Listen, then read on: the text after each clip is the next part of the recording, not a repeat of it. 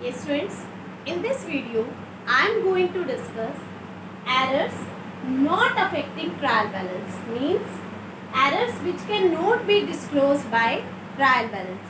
That's why trial balance is said not a conclusive proof of accuracy, because these errors cannot be shown by preparing trial balance. So what are those errors?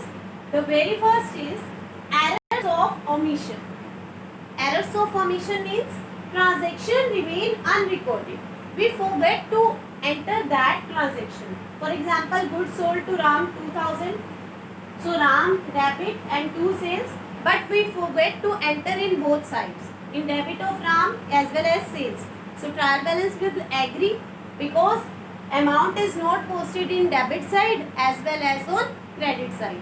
So this type of error cannot be disclosed by preparing trial balance. Next we have error of commission. Error of commission means when wrong amount is entered in journal. For example, sale to Ram to sales 2000, but wrongly we have posted 200. 10 has been forgotten by us. So trial balance will agree, because in both sides, debit and credit, both sides there is 200. So there is no effect on trial balance. Next we have compensating errors. Most important point definitely come as a short question. Compensating errors means when effect of one error is neutralized by another error. How it come? For example, Anil should be debited with 50 but wrongly with 500. Similarly, Sunil should be debited with 500 but wrongly with 50. So effect is compensating. Here we have to enter but wrongly 500. Here we have to enter 500 but wrongly 50. So this effect is neutralized. So one error is neutralized by another error. That's why it is called compensating errors. Next we have error of posting in wrong account. What does it mean?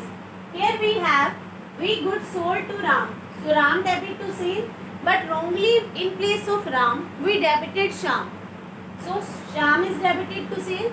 So there is no effect on trial balance because amount of debit is equal to credit. There is no change.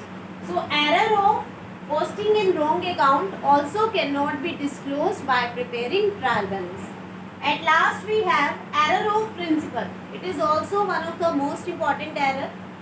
So error of principal means when any accounting principle is violated.